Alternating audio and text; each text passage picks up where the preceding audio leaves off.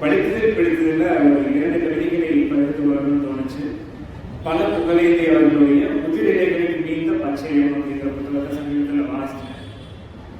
இது முழுக்க முதியோர் காதலை பற்றின, கனிந்த காதலை பற்றின, கனிந்த காமத்தை பற்றின கவிதைகள், இளம் வயதில் தோன்றக்கூடிய காதலை பற்றி ஏராளமான கவிதைகள் எழுதியிருக்கிறோம், படிச்சிருக்கிறோம்.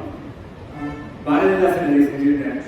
முதிய காதலை பற்றி கவிதைகளை எழுதியிருக்கிறார். பின்பு இப்போது புகழேந்தி அவர்களுடைய கவிதைகள் வெளியாக இருக்கின்றன. மொபைல் பதிப்பக வெளியீடாக வெளியாக இருக்குது. அதிலிருந்து ஒரு கவிதையை அவங்களோட வாசிச்சு காட்டணும் அப்படின்னு நினைச்சேன். தோன்றிய போது இருந்த பளபளப்பு மங்கித்தான் போயிருந்தது பாதியில்.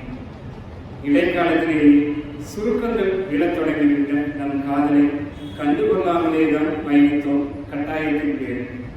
நம் தோள்கள் முற்றிலுமாக சுருங்க தொடங்கிய பிறகு நம் காதல் தன்னைத்தானே சரி செய்து கொண்டிருக்கிறது.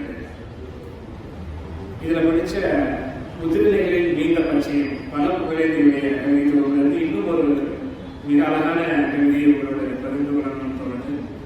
இரவில் நிகழ்ந்த ஒன்று கூடல் சற்று தாமதமாய் இளவைக்கும் உன்னை. இரவில் நிகழ்ந்த ஒன்று கூடல் சற்று தாமதமாய் இளவைக்கும் உன்னை அவ்வப்போது. அப்போதெல்லாம் உன் தலைபோதி விட்டபடி எழுவேன்.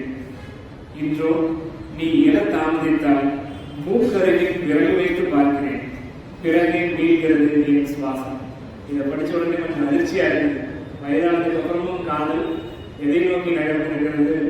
இருக்கணும், கூடவே இருக்கணும், 24 மணி நேரம் கூடவே இருக்கணும் அப்படிங்கிறதெல்லாம் தாண்டி மூச்சு இருக்குதான்னு பார்க்குற அளவுக்கு அந்த காலகட்டத்திலையும் காதல் அவ்வளவு நெருக்கமாக இருக்குது அப்படின்னு இந்த தொகுப்புல இருக்கக்கூடிய எல்லா கவிதைகளும் இப்படிதான் இருக்கு. ரொம்ப நெகிழ்ச்சியான கவிதை தொகுப்பு. வாய்ப்பு இருக்கும் நண்பர்கள் வாங்கி